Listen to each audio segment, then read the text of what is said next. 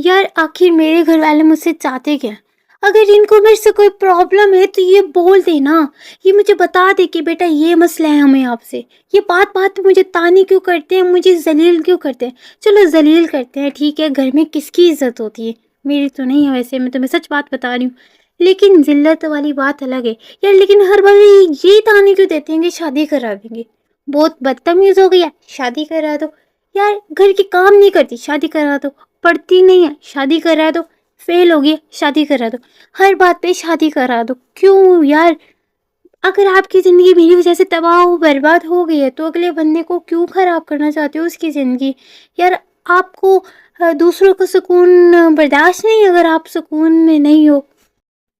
कसम से मेरे माँ बाप तो मुझे हर बात पे यही धमकी देते हैं कि अगर तुमने ये ना किया तो शादी करा देंगे।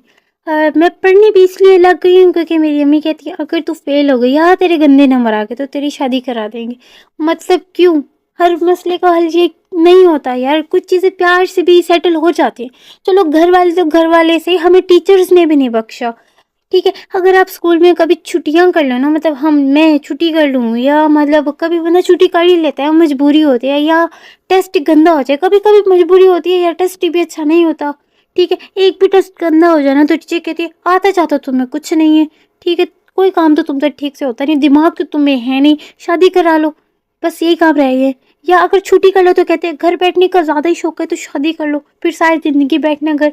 अभी आपने मुझे कहा है कि भाई तुम काम की नहीं हो, तुम तो किसी ना काम की लड़की हो, तो फिर मैं शादी क्यों करूं? मैं क्यों अगले बंदे की ज़िंदगी तबाह बर्बाद करूं?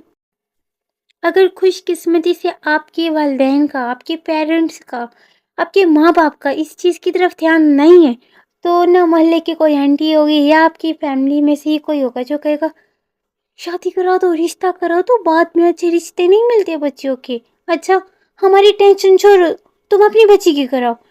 अगर बंदा इनसे पूछ लेना आंटी आपकी बेटी किस क्लास में या क्या पढ़ी? माशाल्लाह से अभी वो यूनिवर्सिटी में। तो आंटी मैं तो अभी सेकेंड ईयर भी कंप्लीट नहीं करी, आप मेरे बारे में ऐसे कह रही हैं? आप अपनी बेटी की शादी कराना।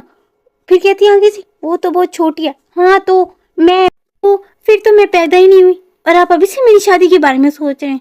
यार खुदा का खौफ करो। और यही आंटी होती है अगले दिन अपने बेटे का रिश्ता लेके आई होती है और ऐसी ऐसी तारीफें कर रही होती है ना, बाद में देखने का बात पता चलता है ये तो एक नंबर का छपड़ी इंसान है।